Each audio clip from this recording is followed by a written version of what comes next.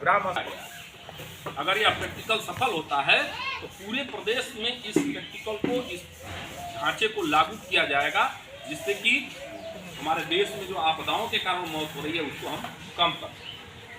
अब छोटी छोटी चीज़ों पे हम लोग चर्चा करेंगे। जो अभी हम लोग आपदा प्रबंधन समिति की गठन की बात कर रहे हैं, तो 8 इसमें एक तो हमारी समिति होगी जिसमें प्रधान जी अध्यक्ष होंगे, लेखपाल साहब उसके सचिव होंगे, आंगनबाड़ी, आशा और एनम, हमारे जो ग्राम पंचायत विकास अधिकारी हैं, रोजगार सेवक हैं, या अन्य हर तरह से जो ऐप है, सरकारी ऐप है, उसमें जो यहाँ मौसम से संबंधित या बाढ़ से संबंधित, भूकंप से संबंधित, आकाशीय बिजली से संबंधित जो भी सरकार का निर्देश होगा या आदेश आएगा, जो पूर्व में सूचनाएं होंगी, वह हम उन तक पहुँचाएंगे और वह अपने माध्यम से अपने गांव के लोगों को, उस परिक्षेत्र में रहने वाले लोगों को सतर्क करने का काम करेंगे, सूचित करेंगे। जैसे हम लोगों के मोबाइल में एक ऐप सरकार ने लागू किया है कि आप दामिनी ऐप एक ऐसा ऐप है जिसको अगर आप अपने मोबाइल में डाउनलोड कर लेते हैं तो आपको आकाशीय बिजली गिरने के आधे घंटे पहले आपको सूचना मिल जाएगी कि हाँ हम लोग यहाँ बैठे हैं, अगर हमको सूचना मिल गई तो हम पहले से सतर्क हैं। हम यहाँ से कहीं किनारे जो हमारे लिए छुपने का बेहतर स्थान हो वहाँ छुप सकते हैं। इसी तरह से बाढ़ के संदर्भ में बाढ़, नदी का पानी खतरे के निशान से ऊपर है या नीचे है, तो वह उस दल का काम होगा। इसी तरह से एक दल उसमें और बनेगा जो प्राथमिक सहायता दल होगा कि किसी भी तरह की कोई आपदा हो जाए तो उसको हमारे विभाग के द्वारा जो है उसको प्रशिक्षित किया जाएगा, उनको पट्टी बांधने के बारे में या जितनी भी फर्स्ट एड की जो गतिविधियां हैं उससे हम उनको ट्रेन करेंगे कि कहीं अगर कोई ऐसी आपदा आती है तो उस दौरान वो अपने गांव के लोगों को, अपने गांव के आसपास के लोगों को मदद करें, हाँ वो बैठ सकें, रह सकें, अपना गुजारा जब तक बाढ़ का पानी है या जब तक उनके लिए अस्थायी कोई व्यवस्था नहीं होती है तब तक वहाँ वो रह सकें। ऐसे ही खाद्य सामग्री वितरण के लिए एक अलग दल होगा, खोज बचाव समूह होगा। अगर आपदा आ ही गई तो कैसे लोगों को निकालना है, किस तरीके से निकालना है, कौन से घर में हमारे ऐसे लोग होंगे जो प्रभावित हो सकते हैं, अभी हम लोग मैपिंग के माध्यम से भी उसको समझेंगे, तो ऐसे लोगों के लिए भी वो हमारा खोज बचाव दल होगा। तो इस तरह से कुल मिला करके 8 हमारे उपदल, उप समितियाँ होंगी, जिसमें हमारे पास जो जब हम डाटा बनाएंगे तो उसमें 0 से लेकर 6 साल के बच्चों का भी आंकड़ा होगा और 6 साल से लेकर के उससे ऊपर के लोगों का भी आंकड़ा होगा, गर्भवती का भी आंकड़ा होगा। इसीलिए कहा गया है कि इसमें आंगनबाड़ी का भी वह आंकड़ा अगर कोई दे सकता है तो आपके ग्राम पंचायत विकास अधिकारी दे सकते हैं। तो इसलिए सबको जोड़ा गया।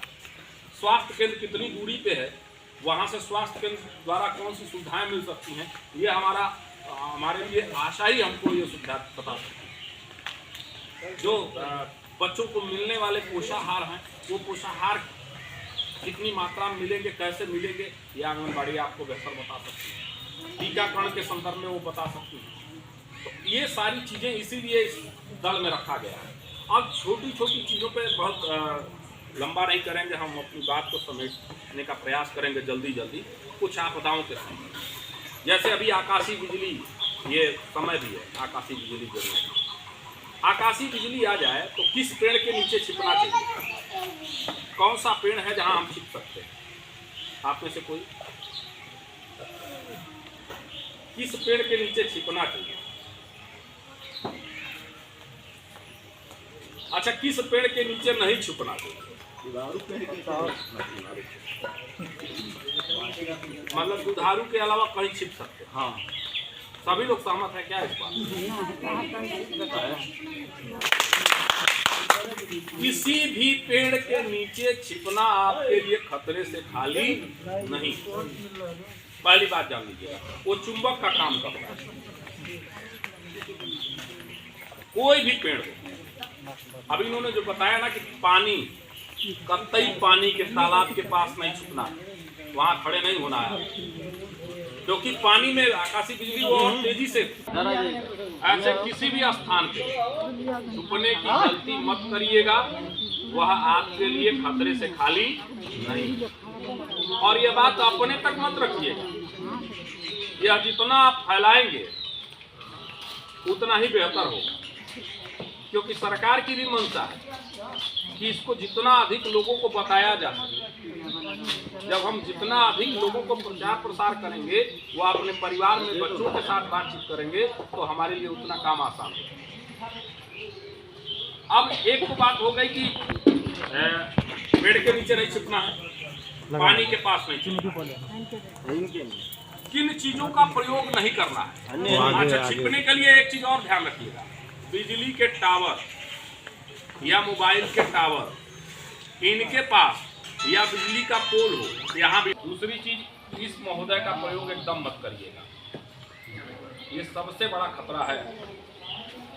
कतई इसका प्रयोग आप मत करिएगा, ये आकाशीय बिजली को अपनी तरफ और आकर्षित करता है। मोबाइल ही नहीं, अगर आपके घर में फ्रिज हो, कूलर हो, पंखा हो, टीवी हो, मोटर हो पानी का, कोई भी ऐसा सामान हो जो बिजली से चलने वाला उपकरण हो, उसको कतई किसी भी कीमत पे आप उसका इस्तेमाल मत करिए आकाशीय बिजली गिरते समय। अरे भाई 10 मिनट 20 मिनट इतने ही देर तो बिजली चमकती है, और उतने देर में कौन सा बड़ा काम हमारा, अगर कपड़ा नहीं धुलेंगे तो एक चीज और मत कर लीजिए, हम आएंगे तो शाम को बैठा ले लेंगे। नल, आपके घर में जो नल लगा है पानी भरा है, मत छूइएगा।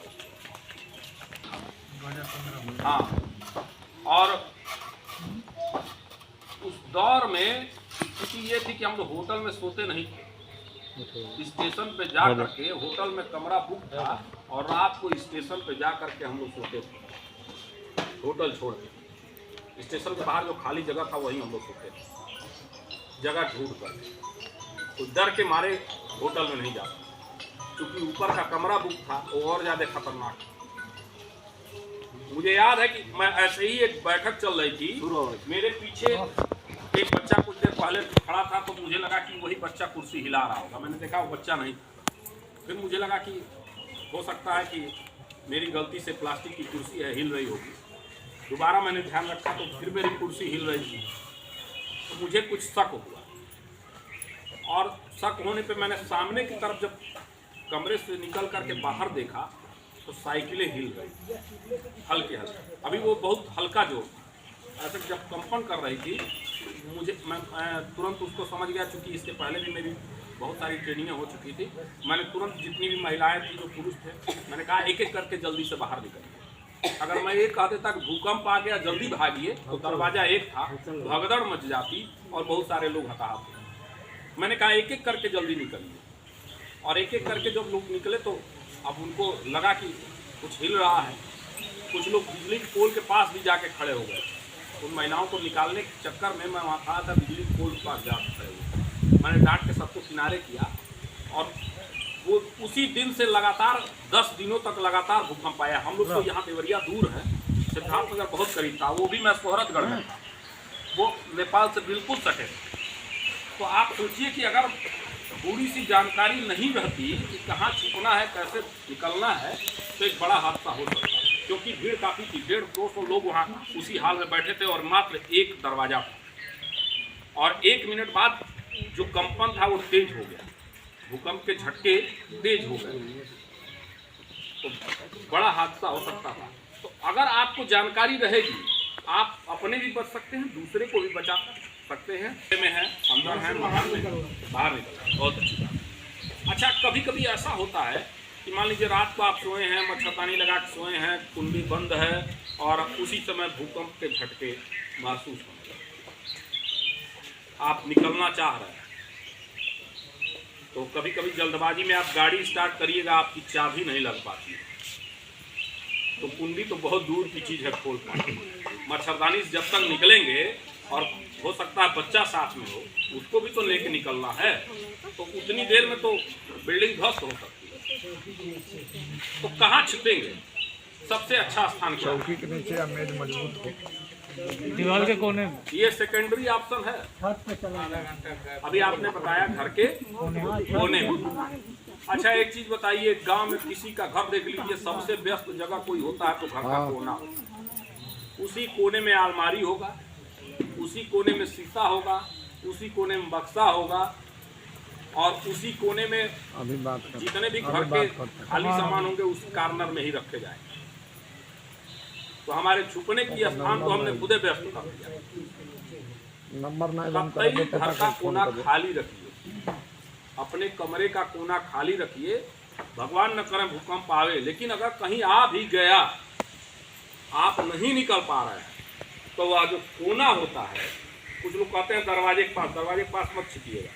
घर का जो कोना होता है सबसे सुरक्षित जगह होता है, क्योंकि ऐसे मकान जो जुड़ाई होती है और यहाँ अक्सर मकानों में देखिएगा कार्नर पे बीम लगा होता है, तो वो सुरक्षा देता है आपको। और मकान कोई गिरती भी है तो बीच से गिरती है, जब भी कोई मकान गिरती है तो बीच से गिरती है, कार्नर का हिस्सा सुरक्षित रहता है।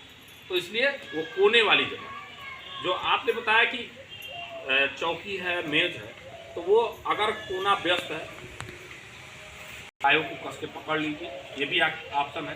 कोने में भी छिपिए तो सर के ऊपर कोई उसका भी पोस्टमार्टम होता है, मिलता उसमें भी 3000 रुपये। जान लीजिए सरकारी सूचनाएं हैं, जितने भी पशु हैं, छोटे पशु हैं, बड़े पशु हैं, दुधारू हैं, क्या है, वो सब के संदर्भ में इसमें जानकारी है कि कितना सहायता राशि मिलेगा, किस माध्यम से मिलेगा। यहाँ तक कि सर्पदंश पे भी मिलेगा, लेकिन डॉक्टर साहब अभी बताएंगे आपको कि सर्पदंश पे भी मिल रहा है। लोगों को जानकारी नहीं हो पाती है, जिसके अभाव में लोग उसका लाभ नहीं ले पाते। तो वो सारी चीज़ें इसमें है, पूरा डिटेल है, उस पर हम बहुत लंबा चर्चा नहीं करेंगे। और देखिए कुछ आपदाएं भी हैं, 6 आपदाओं से संबंधित हमारे पास यहाँ लिफलेट भी है। तो चाहे वो शीतलहर हो, सूखा हो, बाढ़ हो, भूकंप हो, आगजनी हो, इन सारी चीज़ों से संबंधित ये सभी से बचाव के संबंधित हमारी जानकारी है। क्या नहीं करना चाहिए, क्या करना चाहिए, किस तरीके से हम बचाव करेंगे, ये सारी चीज़ें, भूकंप के दौरान क्या करना है, भूकंप से पहले क्या करना है, भूकंप के बाद क्या करना है, ये सब डिटेल में है। इस पे बहुत हम बताने के लिए आपको समय नहीं वेस्ट करेंगे, क्योंकि ये मोबाइल में भी खींच करके, अगर अब तो सोशल मीडिया का ज़माना है, पूरा फैल सकता है। और इसको प्रधान जी से भी अनुरोध करेंगे कि अगर इसकी फोटो कापी हो सके तो 4-6 जगह और चिपक जाए, एक सार्वजनिक जगह पर रहे और कुछ जगहों पे भी रहे, कि जिससे कि ज़्यादा से ज़्यादा लोगों को जानकारी हो सके। हमारा आशय यही था कि ज़्यादा से ज़्यादा जब लोग आएंगे, ज़्यादा से ज़्यादा लोग इस बारे में जानेंगे, तो कम से कम अब हमने कहा ना कि भूकंप या आकाशीय बिजली आपको जानकारी हो गई, आप अपने बच्चे को घर में बैठ के चर्चा करें।